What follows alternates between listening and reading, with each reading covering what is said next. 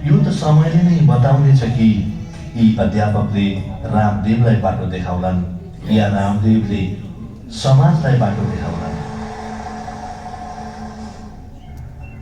हाम्रो धर्मशालामा केही दिनको लागि एकजना ब्रह्मचारी आए र उनीसँग हाम्रा यहाँका बच्चाहरूको मेलमिलाप हुन थाल्यो। उनी यी बच्चाहरूसँग आफ्ना गुरुकुलका कुराहरू पढेर सुनाउन थाले। महर्षि स्वामी दयानन्द सरस्वतीका किताबहरू।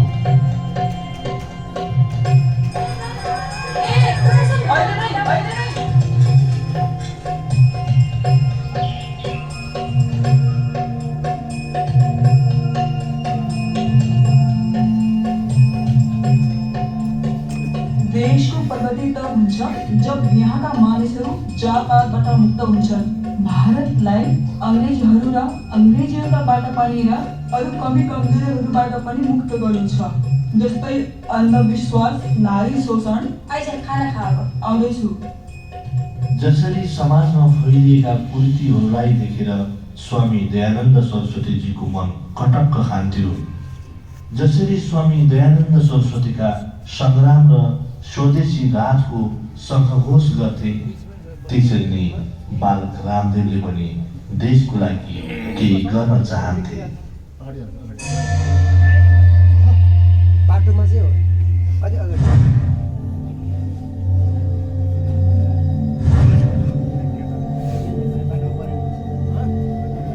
भनाइ छ, हामी किताब खोज्दैनौँ, बरु किताबहरूले नै हामीहरूलाई खोजिरहेका हुन्छन्।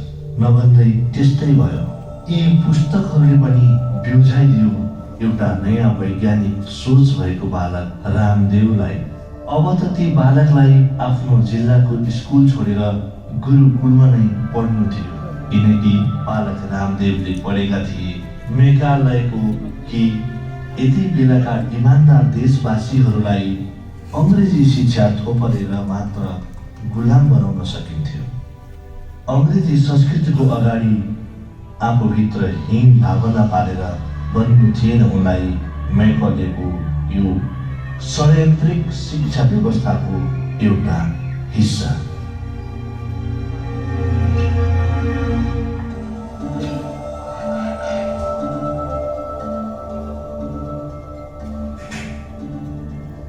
एक दिन उनले बुवा आमालाई नभनिकनै सुटुक्क घरबाट केही पैसा निकालेर निक्लिए गुरुकुलको खोजीमा।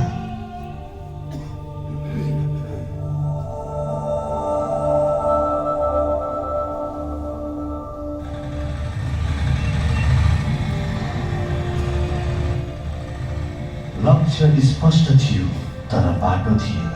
निक्लिएका त थिए गुरुकुलको खोजीमा, तर न त खानाको ठेगाना थियो, न बस्ने ठाउँको टुङ्गो, अनि पैसा पनि अलिकति मात्रै थियो। हरियाणाबाट खोज्दै खोज्दै उनी पुगे रुड्की, जहाँ गुरुकुल त भेटिएन तर निष्ठ चिउरा खानाले उनको पेट भने जरुर दुख्यो। त्यहाँबाट जसो तसो बालक रामदेव मेरठतिर हिँडे। एउटा गुरुकुल त भेटियो, तर हामी त यहाँ साना बच्चालाई मात्र लिन्छौँ, तिम्रो त दाढी जुङ्गा पनि आइसकेको छ। फेरि मेरठबाट खोज्दै खोज्दै उनी जब कलवा गुरुकुलमा पुगे। हामी त यहाँ ठुला विद्यार्थीहरूलाई भर्ना लिन्छौँ बाबु, तिम्रो त जुङ्गाको रेखा पनि बसेको छैन। अन्तमा हरियाणाको खानपुर गुरुकुलले यी बालकको भर्ना लियो।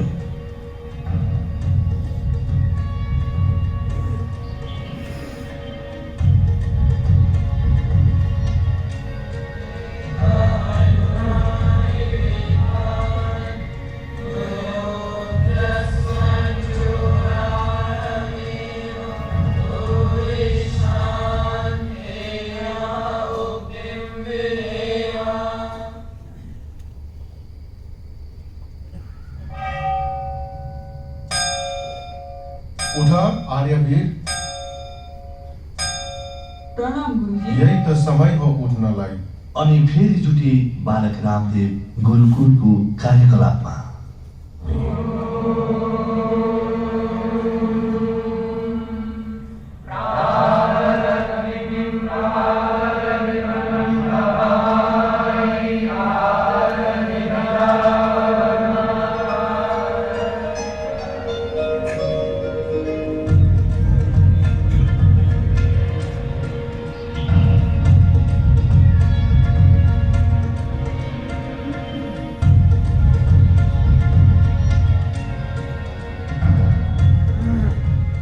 र फेरि यही गुरुकुल शिक्षा प्रणालीबाट बालक रामदेवको परिचय हुन गयो।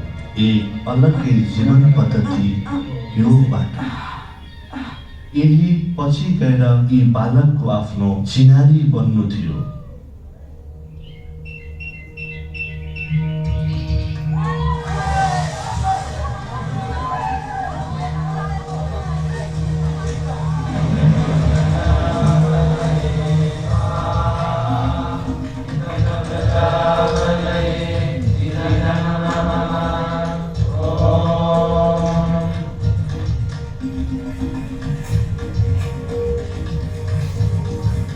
बालक रामदेवले देखे कि गुरुकुलमा त केवल पढाइलाई मात्र महत्त्व नदिएर त्यहाँ त शारीरिक उन्नतिलाई पनि त्यत्तिकै महत्त्व दिइन्थ्यो।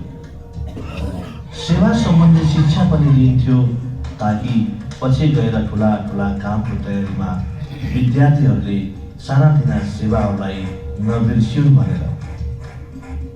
ठुलो मान्छे बन्ने सुरुमा दया र धर्म नभुलुन् भनेर।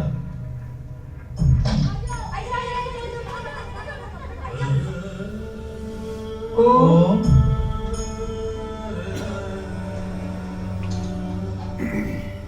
धन्यवाद।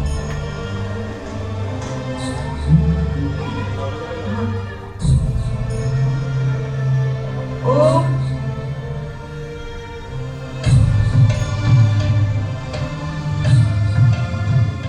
अभाव, तप र सङ्घर्षको भुमरीमा रुमलिएर जिन्दगी हीरा बन्छ। त्यसैले हाम्रो गुरुकुलीय शिक्षा प्रणालीमा हाम्रा पूर्वज ऋषिमुनिले विद्यार्थीहरूलाई अभाव, तप र सङ्घर्षको तातो रातमा उनीहरूलाई तपाउँथे, जसले गर्दा उनीहरूलाई आफ्नो जीवनमा सङ्घर्ष र प्रतिकूलताको बिचमा पनि सफलताको शिखरमा पुग्न सकौँ। र मलाई त तपस्वी पनि बन्नु थियो। के भयो ब्रह्मचारी? केही होइन गुरुजी, चिसोमा विजय पाउन कोसिस गर्दैछु। तपाईँले भन्नुभएको थियो नि, जो तपस्वी बन्ने हो भने उसलाई चिसो तातो सहन गर्नेको अभ्यास गरिरहनुपर्छ। हजुर, त्यही गर्दै थिएँ। कस्तो ग्रहणशील छ मेरो ब्रह्मचारी। तिम्रो सङ्कल्प हमेसा पूरा होस्। अरे यही दिन देख्नुलाई तँलाई जन्माएको थिएँ मैले। किन घरबाट भागिस पाऊ? तैँले सुनिस्? हिँड घर हिँड। मैले सोध्दैछु कुन चाहिँ कमी थियो त्यो स्कुलको पढाइमा? धेरै थियो बुवा। चुलाक! आफ्नो आमाको पनि तँलाई माया लागेन? धेरै लाग्छ बुवा, र तपाईँको पनि र भगवानको पनि। यदि माया लाग्थ्यो भने किन मुन्टो निहुराएर बसेको छस्?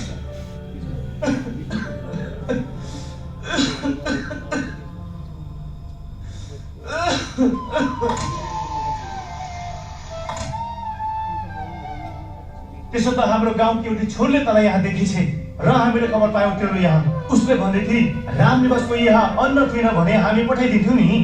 छोरालाई भिख माग्न किन पठाउनु परेको? बुवा, यो भिख होइन, भिक्षा हो। भिख त त्यो हो जो हामी काम चोरी गर्छौँ। यो त साँच्चै शिर निभाउनको लागि नै हो। यदि मनमा अहङ्कार छ भने ज्ञान के कामको? र हामीले यो कुरा पनि बुझ्नुपर्छ कि गरिबको अन्नले पनि पोषण भएको हो हाम्रो। उनीहरूमाथि पनि हाम्रो केही कर्तव्य छ। तँ खुरुक्कै हिँड्छस् कि तेरो हातलाई भाँचिदिउँ? प्रवचन दिन्छस्? बुवा, जे भाँचे पनि ज्यान लैजानुस्। अब त म यो भारतीय शिक्षा प्रणाली छोड्दिनँ।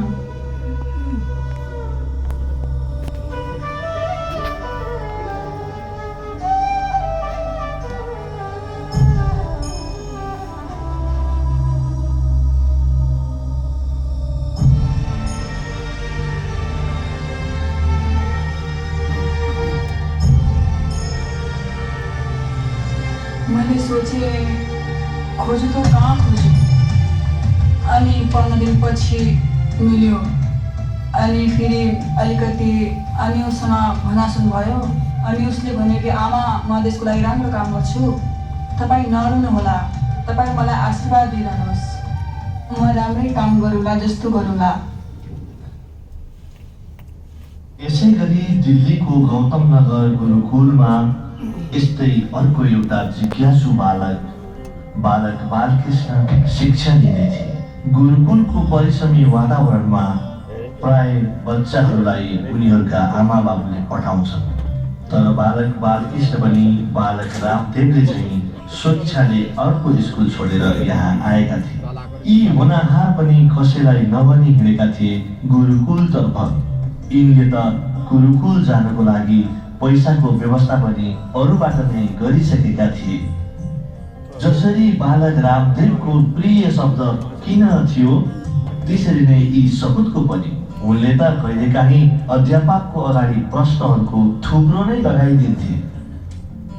माननीय गुरुजी, आजको सांस्कृतिक कार्यक्रममा सिङ्गारस किन थियो? जबकि महर्षि दयानन्द सरस्वतीले भन्दै हुनुहुन्थ्यो कि विद्यार्थीले त उत्तेजित गर्ने दृश्यबाट टाढा हुनुपर्छ। र अर्को कुरा, आजको परीक्षामा एउटा विद्यार्थीले नक्कल गरेको देख्दा मेरो मन एकदम उदास भएको छ। कसैले नकल गरोस् या नराम्रो काम गरोस् त्यसको फल ईश्वरले उसलाई दिनुहुन्छ। हामीले चिन्ता गर्ने केही आवश्यकता छैन। यस्तो उत्तेजनाहरूको परिणाम यो हुन्थ्यो कि ऊ त्यो गुरुकुल छोडेर अर्को गुरुकुल खोज्नतिर लाग्छ।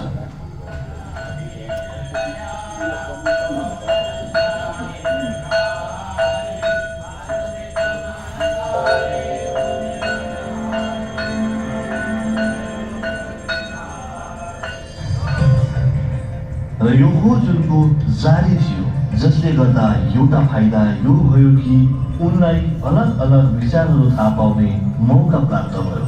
अर्को लाभ यो खोजीबाट यो भयो कि जब उनी हरियाणाको खानपुर गुरुकुलमा पुगे तब उनको परिचय बालक रामदेवसँग हुन भयो र यो परिचय मित्रतामा परिणत भयो। माताजी, तपाईँ कति मेहनत गर्नुहुन्छ? तपाईँ कहिलेदेखि यहाँ हो? जन्मेदेखि जिल्ला स्कुल छोडे यही गुरुकुलमा छु। मैले त 3 चोटि फेरिसकेँ। किन मन स्थिर छैन र? जब कुनै प्रश्नको उत्तर पाइँदैन तब मन अस्थिर भइदिन्छ र अत्याचार देख्यो भने पनि मन अस्थिर भइदिन्छ। अन्याय त म पटक्कै सहन सक्दिनँ। नमस्ते काका। नमस्ते बाबुहरू।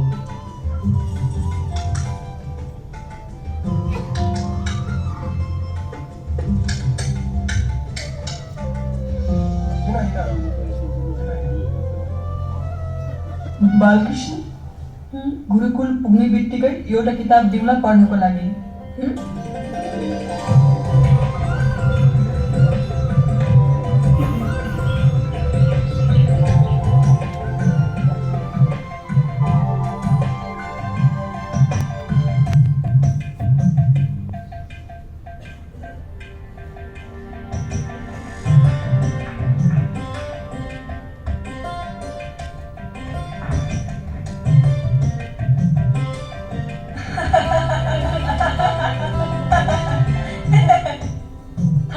यो किताब त म सबैलाई दिन्छु ताकि आफ्नो जीवनको सत्यताको बारेमा सबैलाई थाहा त होस्। यसैमा मान्छेहरू अन्धविश्वासमा बाँच्छन्।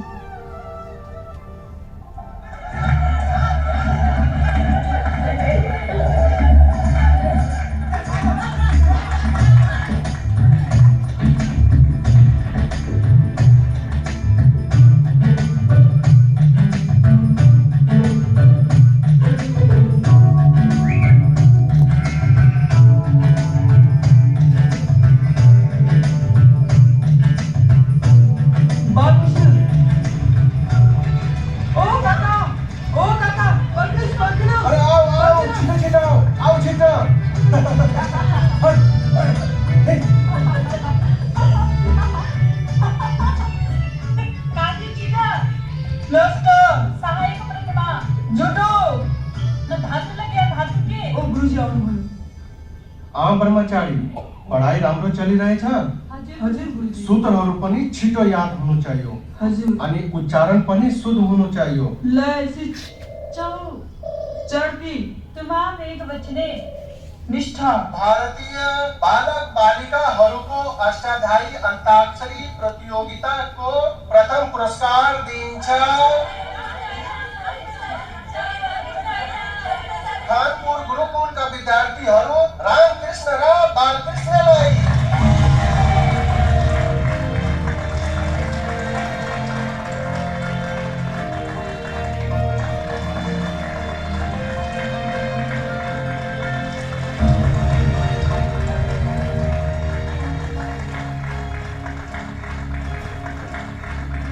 यी दुवैजनाको मित्रता अझ गाढा हुँदै जान थाल्यो। यति गाढा कि जिज्ञासु बालकृष्ण जब अरू कुनै खोजीको लागि निक्लन्थे त्यहाँ पनि चिठी मार्फत उनी आफ्ना सहपाठी रामदेवसँग सम्पर्क गर्न छोड्दैनथे। यो देख्दा यस्तो लाग्थ्यो कि सायद यिनीहरूको पूर्वजन्मदेखिकै सम्बन्ध थियो या त कुनै अधुरो काम जसलाई यी दुईजनाले मिलेर पुरा गर्नु थियो। मैले तपाईँ मलाई के भन्नुहुन्छ भनेर मलाई संसारको सबभन्दा तेज धावक भन्नुहुन्छ जसलाई कसैले हराउन नसक्दछ र फेरि एकैछिनमा यो मन हार्थ्यो पनि।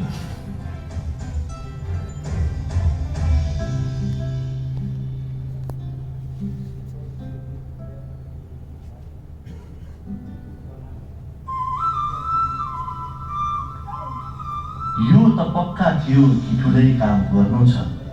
धेरै यस्ता जुन बाहिरी समाजमा घटिरहेका थिए जसलाई दुवै मिलेर परिवर्तन गर्नु थियो। यसै तयारीमा प्रभुले एउटा अर्को कडी विद्यार्थी बालकृष्णको शिक्षामा थपिदिए। विद्यार्थी बालकृष्ण एउटा यस्तो गुरुकुलमा आइपुगे जहाँ एकजना अनुभवी वैद्य पनि बस्दथे। विद्यार्थी बालकृष्ण त हुरुक्कै भए यो ज्ञानको भण्डार खोतल्न। जडीबुटीले के साँच्चै रोग ठिक पार्न सक्छ त? माथि प्रयोग गरौँ।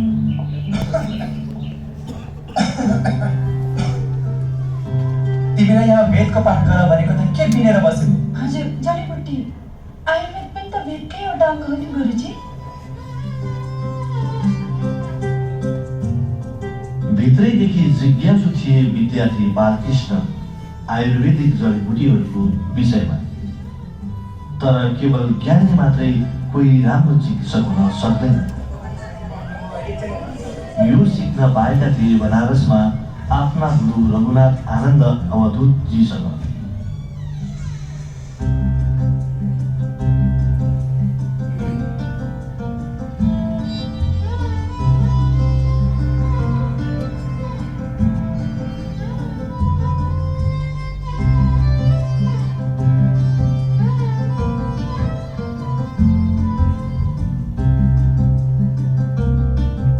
दिनुहोस् गुरुजी।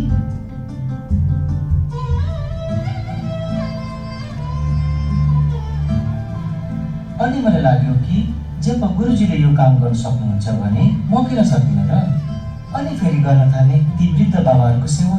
मभित्र जुन घृणा आदिहरूको भाव थियो ती सबै पनि मेटेर गए र सिर्फ बच्यो होरी सेवा। यति धेरै कुराहरू सिक्न पाएको थिएँ यो गुरुकुल प्रणालीबाट। तर अफसोसको कुरा गुरुकुल शिक्षा प्रणालीप्रति आज सहरमा मात्र होइन गाउँका मान्छेहरूका पनि भ्रम छ जसको म स्वयं आफै धेरैचोटि साक्षी छु। हेर त कति राम्रो बाबु आएको छ। बिचारा हँसायो उनीहरूले। कति रुन्छ्यो यसको आमा। मोहरीलाई दिन्छ मोहरा। कस्ता कडा हुन्छ तिनीहरू त। म त मेरो छोरालाई कलर बनाउँछु यसको जस्तो हो र। म त इङ्ग्लिस स्कुलमा पठाउँछु अनि पटरै पटरै गर्छ इङ्ग्लिसमा। म त गुरुकुलमा कहिले पठाउँदिन आफ्नो छोरा। भारतीय शिक्षा प्रणालीको विषयमा भलै यिनीहरूलाई भ्रम होला तर बालकृष्ण र रामदेवको अटुट विश्वास थियो यो प्रणालीमा। र यसै प्रणाली मार्फत रामदेवजीले आफ्ना गुरु आचार्य प्रद्युम्नजीसँग महर्षि पाणिनीको व्याकरणको पहिलो अष्टाध्यायी कण्ठस्थ गरे। र फेरि गुरुको कालमा गुरु आचार्य बलदेवजीसँग व्याकरण सहित वेद वेदान्तको शिक्षा दीक्षा भयो र उनी बने रामकृष्णबाट आचार्य रामदेव।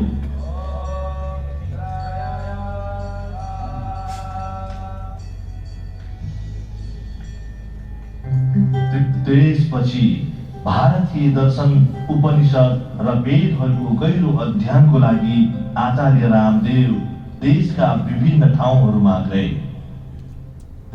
कहिले दक्षिणका विद्वानहरूसँग त कहिले सौराष्ट्रमा र कहिले महाराष्ट्रका विद्वानहरूकोमा कैयौं विरल योगीहरूसँग योगको सार हासिल गरे। अब यता युवा अवस्थामा प्रवेश गरिसकेका बालकृष्ण पनि गुरुकुलको पढाइ सकेर बाहिर आए र आफ्नो प्रिय विषय जडीबुटीद्वारा निरोगिताको अध्ययनको लागि तत्पर रहे। उनको लागि अब कुनै पनि गन्तव्य टाढा थिएन।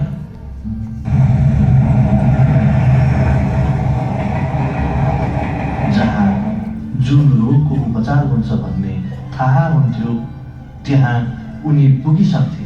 हिमालमा बसेका साधुहरूसँग उनले भोक र जाडो कम गर्ने जडीबुटीको ज्ञान प्राप्त गरे। यिनी वैद्यहरूद्वारा लिभरको रोग र माइग्रेन ठिक पार्ने जडीबुटीहरूको बारेमा पनि पत्ता लाग्यो।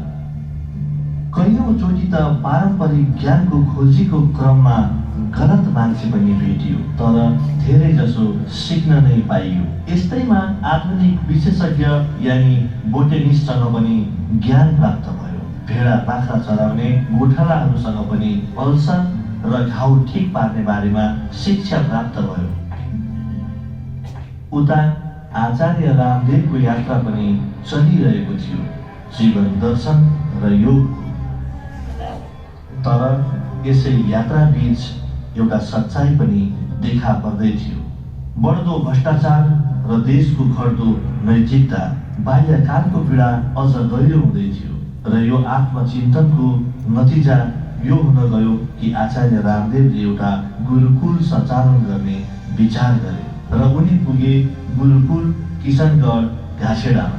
उनको मनमा यस्तो योजना थियो कि उनी यो गुरुकुल प्रणालीद्वारा कुनै एउटा मात्र नभएर कैयौं चरित्रवान आइएएस आइपिएस अफिसरहरू तयार पार्नु थियो, जसद्वारा उनी देशको व्यवस्थाको अनुहारै फेर्ने विचार गर्दै थिए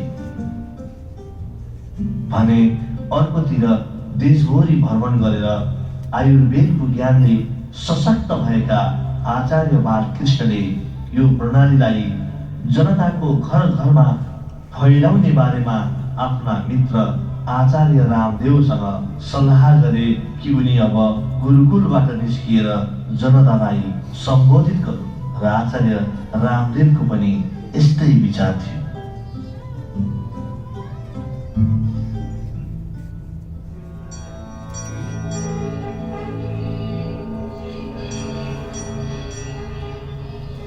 र दुवैजना पुगे हरिद्वार।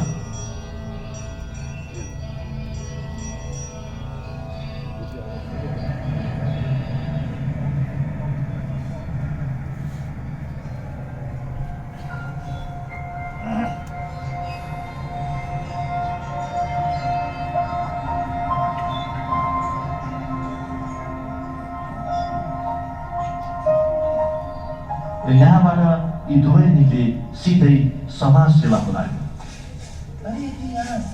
अरे महाराज के गर्नु भएको छ? यो त हाम्रो काम हो। किन झाडु हामीलाई दिनुहोस्?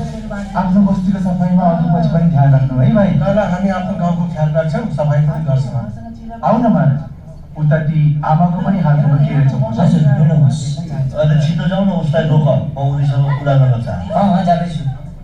ल प्रणाम महाराज, गुरुजी आउनु भएको छ तपाईँसँग भेट गर्न। आओ छोरा। प्रणाम बाबा। प्रणाम प्रणाम। ओहो बाबु आउनुभयो, मेरो लागि पनि केही ल्याउनुभयो? हजुर आमा, तपाईँको लागि पनि औषधि ल्याएँ। बाँचिरहनु बाबु। प्रणाम गुरुजी। प्रणाम।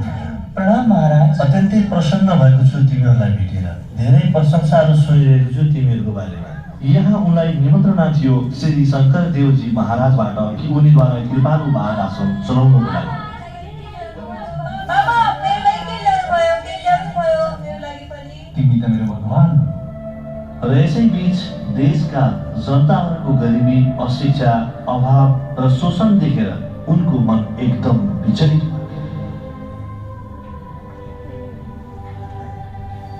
यो औषधि ल्याऊ है, आराम हुनेछ, पछि फेरि ल्याउनेछु। अनि सरवती देवी के छ, ठिक छ? राम राम गुरुजी। राम राम। अलिअलि फाइदा त भयो तपाईँले दिनुभएको औषधिले। बाँकी फाइदा त तब हुन्छ जब तिम्रो लोग्नेले रक्सी खाएर तिमीलाई पिट्न छोड्छ। उसले मेरो कुरा सुन्दैन। कहाँ छौ? यही भट्टीमा बसिरहेको छ, कहाँ हुन्थ्यो? त्यसो भए म सम्झाउँछु उसलाई, म ठिक पार्छु। धेरै जसो परिवारलाई यो जान रक्सीले बर्बाद पारिसक्यो महाराज। ओहो तिमी के कामले आएको यहाँ? हो भाइ, तिम्रै कामले आएका हौ हामी। त मेरो पति पनि छुट्याइदियो रक्सी खान। हे भगवान, तिम्रो लोग्ने पनि रक्सी खान्छ? कहीं पत्नीहरू लोग्नेको अत्याचारबाट पीडित थिए भने कहीं लोग्नेहरू पीडित थिए दमनकारी प्रशासनको हातबाट। कहीं जातपात अनि भाषाको नाममा देशमा कोलाहल मचिन थाल्यो भने कहीं साम्प्रदायिक दंगामा पिल्सिएको थियो भने कहीं त एक अर्काको समुदायको नै किनबेच भइरहेको थियो। धर्म फैलाउन होइन कि आफ्नो सम्प्रदायलाई बढाउनको लागि। किन भाइ, के को खुसी बनाउने हो? यिनीहरू जो आफ्नो धर्म परिवर्तन गरेर आइरहेछन् नि। धर्म परिवर्तन किन? उहाँको बुवा धेरै बिरामी थिए अनि ऊ बाहिरको मान्छेहरू आएर धेरै सेवा गरे के यिनीहरूको। औषधि, घर खर्चहरू, अनि फेरि उनीहरूलाई सम्झाए धर्म परिवर्तनहरू गर्नेको फाइदाहरू के हुन्छ अनि उहाँले गरिदिए। अर्कोतिर भ्रष्टाचार, अपराध र बलात्कार जस्ता घटनाको बारेमा सुन्दा मन दुखी त थियो नै, यस्तो लाग्थ्यो कि यो मर्मबाट जन्मेको आक्रोशले स्वयं हाम्रो ऊर्जा पनि पतन हुनेछ।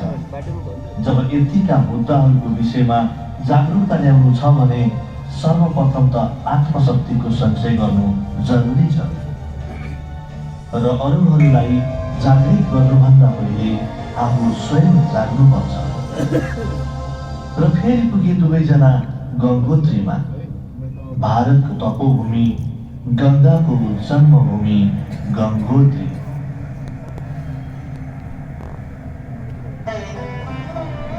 यहाँ आज पनि कयौं पुण्य आत्माहरू घोर ध्यान, जप तप गरेर बसेका छन् आत्म उन्नतिको आशा लिएर।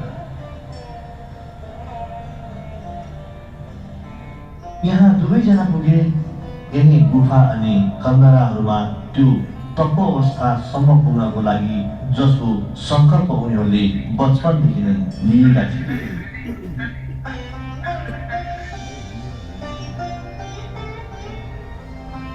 अध्यात्म ओर्लिएर ज्ञातलाई भेटिन्छ, किनकि निर्विचार स्थितिमा पुगेर मात्र दिव्य विचारको अवतरण हुन्छ, आफैसँग आफ्नो जित हुन्छ। किनकि जो प्रज्ञावान भएर इन्द्रियहरूको भोग वासनाहरूभन्दा अगाडि बढेर सदाचार, सत्य, संयम रूपी योग मार्गमा हिँड्छ, उसले नै आफ्नो लक्ष्य प्राप्त गर्छ। यसै पनि इन्द्रियहरूको नियन्त्रण र अध्यात्मको भोग यो सानैदेखि मेरो हृदयमा थियो। त्यो पनि तब जब म 9-10 वर्षको थिएँ र समाज सुधारको भावनाको बीज पनि बालपनदेखि नै मेरो हृदयमा अङ्कुरित भइरहेको थियो।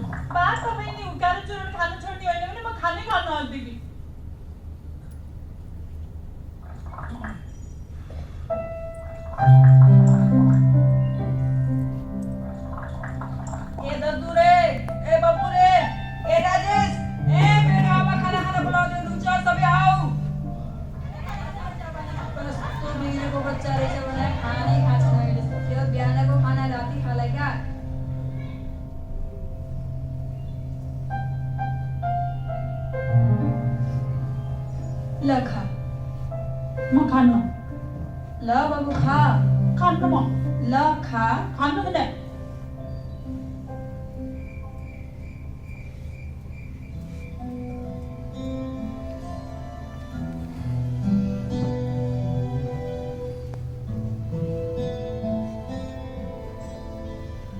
यसै पूर्णिमाको दिन बाबा बक्सदासजीको मन्दिरमा सत्सङ्ग हुने दिनमा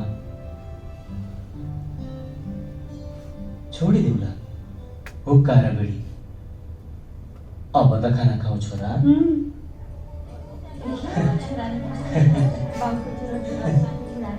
ल खा, बच्चा खाना खाना होइन, तिमीलाई थाहा छ बाबु बहुत दुख्छ आमाको मन।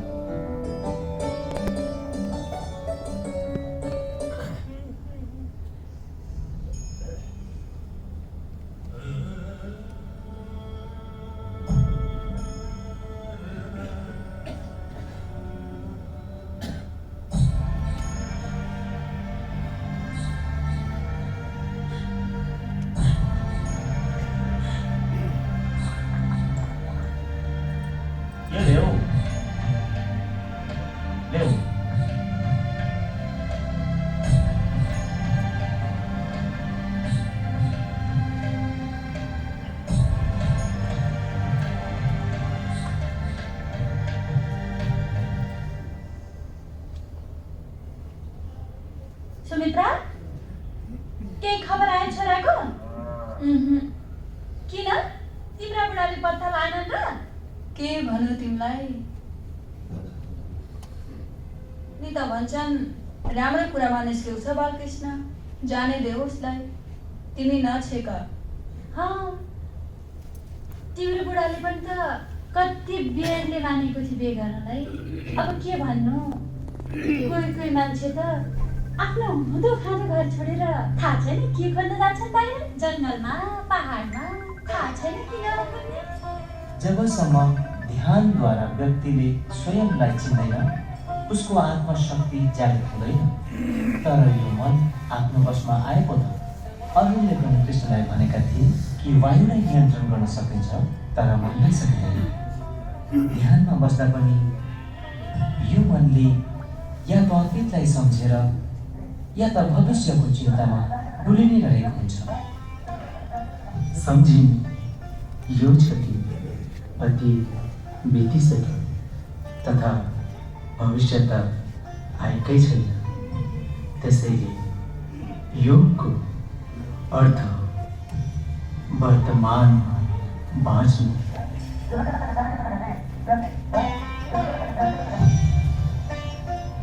र वर्तमानमा बाँच्नु जीवनलाई उत्सव बनाउनु छ।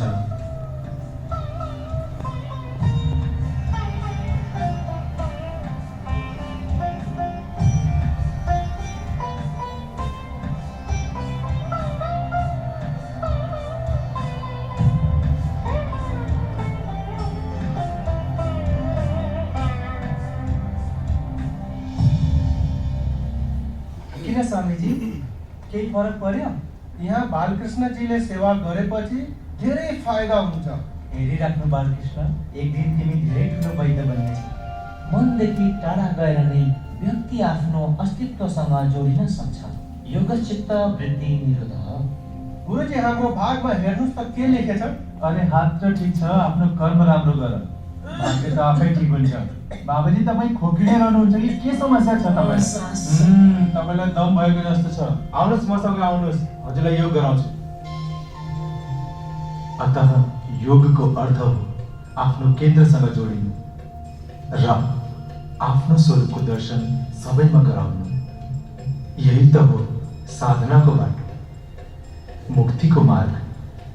प्रभु दर्शनको हरेक क्षणमा एक एक कणमा अभिप्सा, तितिक्षा, जिज्ञासा, प्यास, भोग, विरह, मुमुक्षता, जीवनमा आइलाग्ने समस्त दोषहरू, काम, क्रोध, लोभ, मोह, अहंकार आदि विकार एवं समस्त अशुभहरूको त्याग गर्थे। भगवान प्रति समग्र समर्पण, बिना शर्त आत्मसमर्पण, यसैमा छ मुक्ति, पूर्ण तृप्ति।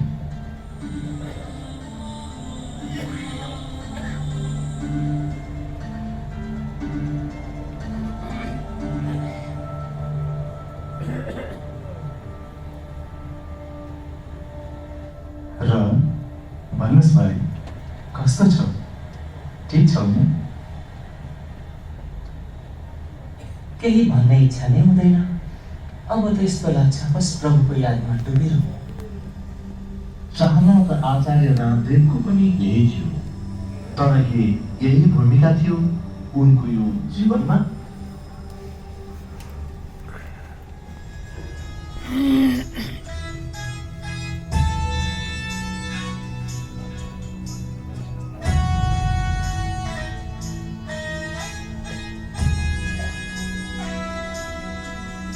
पूरी बतासमा पनि दियो बाल्छौ हामी देश मेरो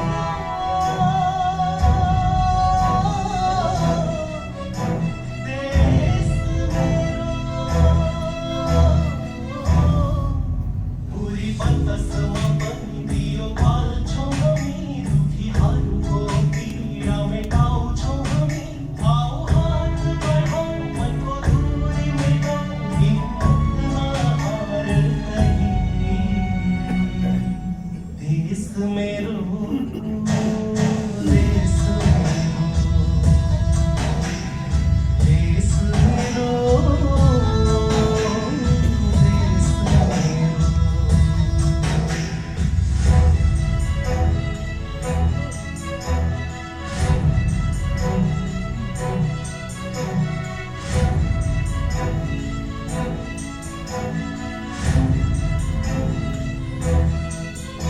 जसले सन्धे प्रकाश फैलाउँछौ हामी देश मेरो जसले सन्धे प्रकाश फैलाउँछौ हामी कुना कुनालाई उज्यालो बनाउँछौ हामी भाइ मोहम्मद गर्न थाले हामीलाई नै छेकी दिए तिमीले देश मेरो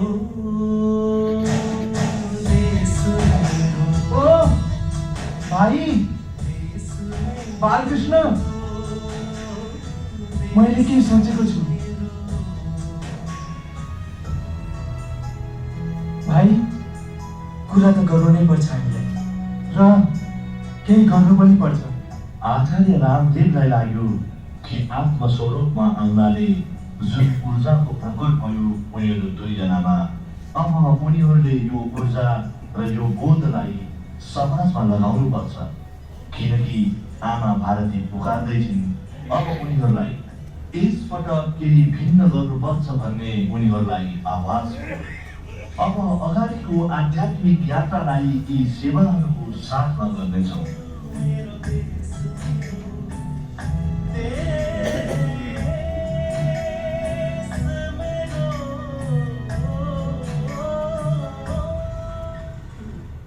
प्रणाम बाबाजी।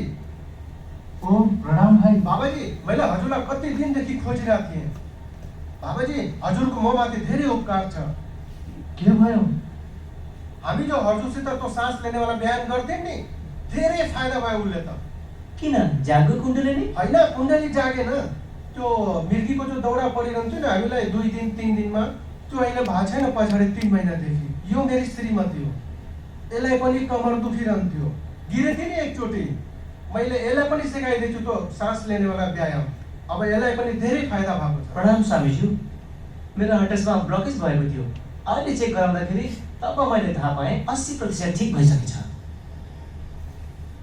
मैले त बस तपाईँको त्यो सासवाला व्यायाम योग आत्म उन्नतिको साथसाथै रोग निवारणको पनि साधन हो, यो त थाहा थियो।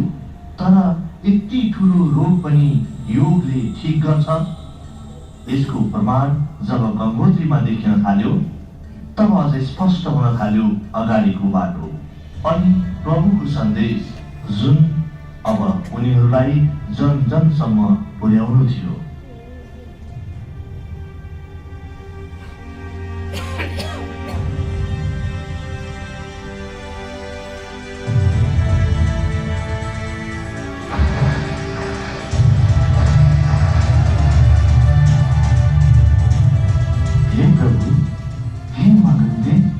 हामी तिम्रो पुत्र आज यो दृढ सङ्कल्प लिनेछौँ। हामी अब आफ्नो सम्पूर्ण जीवन मानिसहरूलाई निरोगी बनाउनुमा नै लगाउनेछौँ अनि भारतलाई स्वस्थ, समृद्ध एवं चरित्रवान बनाउनेछौँ तथा हाम्रा पुर्खाको संस्कृतिको बारेमा मानिसमा जागरुकता अनि गौरववान बनाउनेछौँ ताकि पछि गएर फेरि अरू कसैले उनलाई भ्रमित गर्न नसकुन्। यो बाचा हो हाम्रो जननी महाभारत तिमीसँग।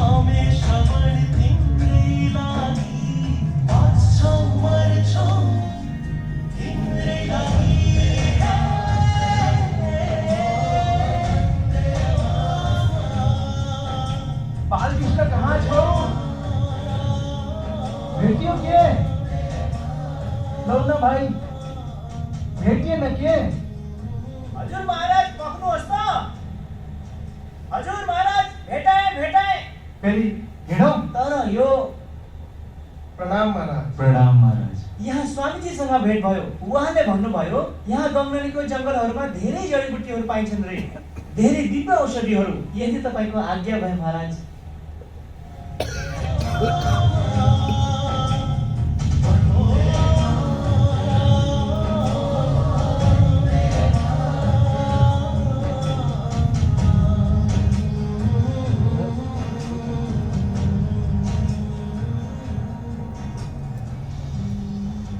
प्रणाम महाराज।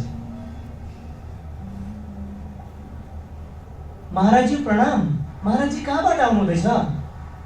महाराज जी कहाँ जानुहुँदैछ? हरिओम तत्सत। बाँकी सबै गफसफ। ओर्लँदै त थियौँ मैदानमा, तर मन त्यही कतै हिमालमा छुटेको थियो यस्ता सच्चा साधुहरूसँग। गङ्गाको त्यो वेगमा, तपोवनको विशालतामा अनि त्यो पवित्रताले हर क्षण क्षण त्यस परम सत्ताको साथको बोध गराउँछ।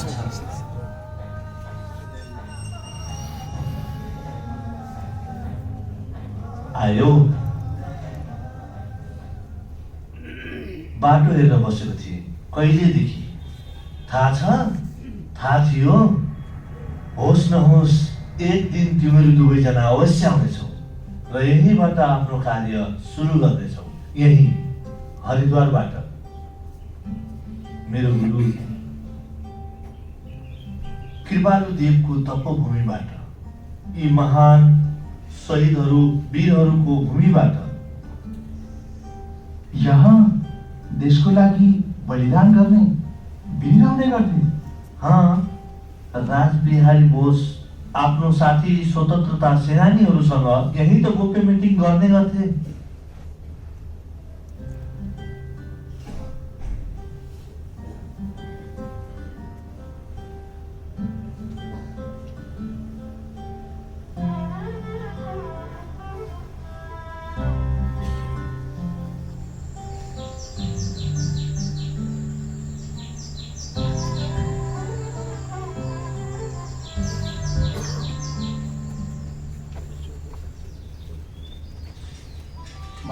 बने नि त्यहाँ राम्रो छ पैसा लगाइदिन्छ लगाउन यहीँबाट स्वामी शङ्करदेवजीको सहयोगले र स्वामी मुक्तानन्द स्वामी कर्मवीर र अन्य बन्धुहरूसँग मिलेर सन् 1995 दिव्य योग मन्दिर ट्रस्टको स्थापना हुन गयो।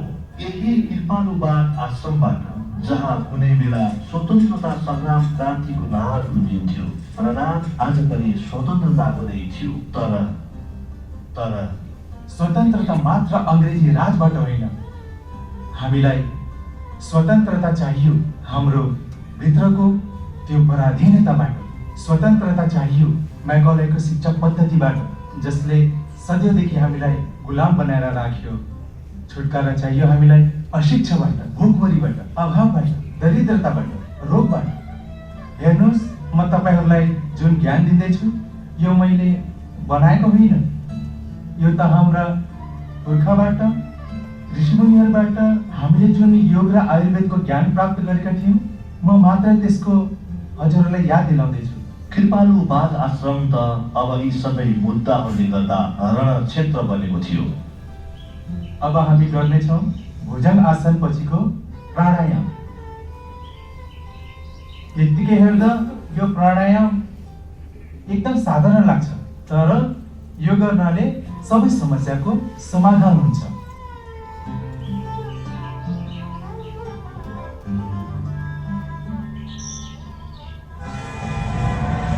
गुरुकुलमा पढ्ने त संस्कृत पढाउने बाहेक अरू के नै गर्न सक्छन् र धेरैचोटि सुन्नु परेको थियो यस्तो तिरस्कारपूर्ण शब्दलाई। मैले सोचेको थिएँ म यस्तो जग्गा जानेछु जहाँ मलाई कसैले चिन्ने छैन र त्यहाँ पनि केही गरेर देखाउन सक्नु। र फेरि म पुगेँ पोरबन्दर। दुवै खुट्टालाई अगाडितिर राख्नुहोस् र हातलाई सास लिँदै माथि उठाउनुहोस् र बिस्तारै सास छोड्दै अगाडि हिँड्नुहोस्। एकदम राम्रो भयो आचार्यजी, धेरै राम्रो। आउनुहोस् है दाजुभाइ तथा बहिनी हो, आचार्यजीले हामीलाई योग सिकाइरहनु भएछ, फ्रीमा सिकाइरहनु भएछ, त्यत्तिकै फ्रीमा इलाज पनि गर्नुहुन्छ। जसलाई पनि केही तकलिफ छ कहीँ नजाऊ, आचार्यजीलाई देखाऊ, म ग्यारेन्टीले भन्छु धेरै फरक पर्छ। ओ ठुल्दाई, हजुरले देखाउनु नि हजुरको अर्थराइटिस। मलाई बताउनु छैन कि यहाँ बताएर के अर्को भयो के गर्नु? साहब अस्सलाम वालेकुम। अब्दुल, मलाई यस्तो लाग्छ हजुर साँच्चीकै फिर हुनुहुन्छ। के भयो? साहब अस्ति भनेको थिएँ नि मैले यहाँ एक्युप्रेसर त्यही त्यसले त यो एडी दुख्ने मेरो एकदमै ठिक भएछ। साहब मलाई त खुट्टाले उभिनै सक्दिनँ म। अरू मेरो व्यवसाय बन्द हुन लागेको थियो। अरू साहब हजुरले जो औषधि बताउनु भएको थियो त्यो बजारमा भेटाइ नै राखिएन। यो चाहिँ कुरा साँच्चै हो है? पसलमा असली औषधि पाइँदै पाइँदैन। अब तपाईँ नै भन्नुहोस् हामीले के गर्नुपर्छ? त्यसो भए मेरो पनि गरिदेऊ न एक्युप्रेसर अनि औषधि पनि लेखिदेऊ। त्यो त ठिकै छ, जब बजारमा शुद्ध आयुर्वेदिक औषधि मिल्दैन भने तिमीहरू आफैले शुद्ध आयुर्वेदिक औषधि बनाउन किन सुरु गर्दैनौ? कसरी? कहाँबाट? यही कृपालु बाग आश्रमबाट। अरू कहाँबाट? किन तयार छौ? सधैँ मलाई थाहा थियो, त्यसैले त तिमीहरूको प्रतीक्षा थियो। र मलाई यो पनि थाहा छ पुरै देशले तिमीहरूलाई पर्खिरहेको छ।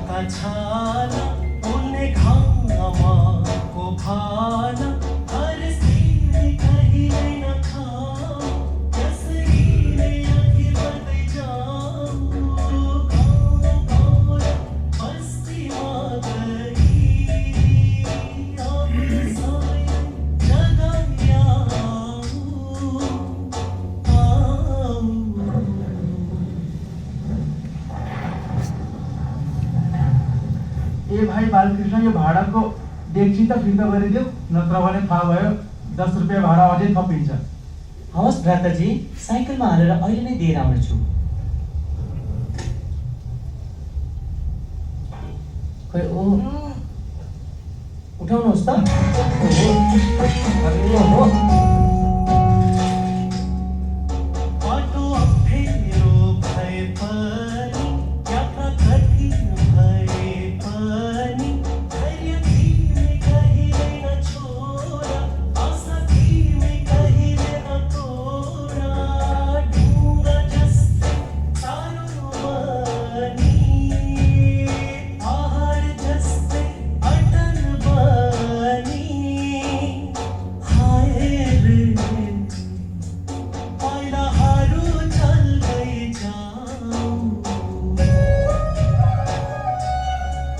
तिमी अघि बढ्दै माफ गर्नुहोला गुरुजी, आजको पानीको बहाव धेरै छ। त्यो बाटो नै के, त्यो बटुवाको कुशलता नै के, जुन बाटोमा छरिएका ढुङ्गा नहुन्, त्यो ढुङ्गा चालकको परीक्षा नै के, जब नदीको वेग प्रतिकूल नहुन्। के बात हो गुरुजी? ओहो, हजुरले यस्तो कुरा गर्नुभयो, हामीलाई त धेरै हिम्मत आएछ। झर झर हाय रे खोला सँगै खल खल गर्दै, बाँसुरीको धुन सँगै मादलुको ताल सँगै जाऊ।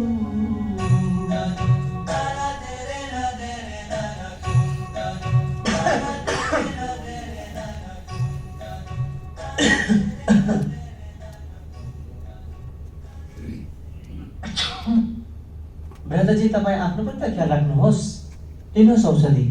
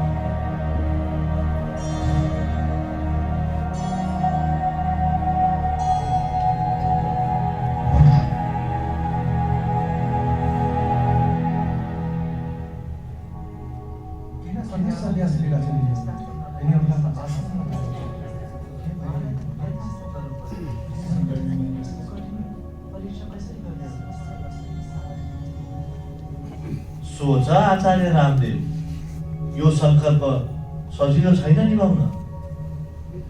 ब्रह्मचार्य आश्रम त पूर्ण गरिमाका साथ निभायो रामदेव तिमीले।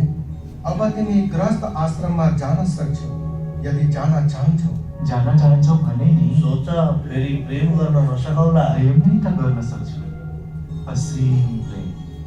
यसको मतलब हो परिवार, स्त्री प्रेम। त्यसको पनि त स्थान छ जीवनमा। उनीहरूले त्यो प्रेम पाउन् जसलाई उनीहरूले खोज्दछन्। तर मलाई त मेरो भगवानभित्र नै माता, पिता र सारा संसारको आभास हुन्छ।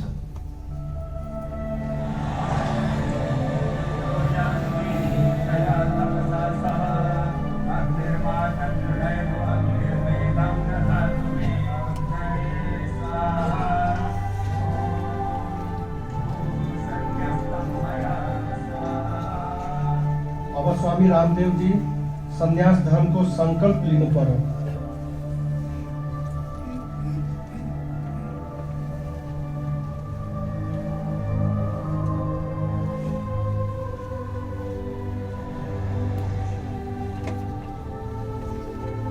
ओम पुत्रेष्ण पितेष्ण लोकेष्ण मया परित्यक्ता मता सर्वभूतेभ्यो अभयमस्तु स्वाहा। म आजदेखि पुत्र अनि शिष्य आदिको मोहदेखि माथि उठेर आफ्नो सन्यास धर्मको पालना गर्नेछु। म धनको प्रलोभनबाट मुक्त भएर मैले प्राप्त गरेको आर्थिक अनि आध्यात्मिक सामर्थ्यको उपयोग भगवानको प्रसन्नता र जनकल्याणको लागि गर्नेछु। म मान प्रतिष्ठाको इच्छालाई त्यागेर अनासक्त भएर आफ्नो काम गर्नेछु। म आजदेखि सबै प्राणीहरूमा अभयदान प्रदान गर्नेछु।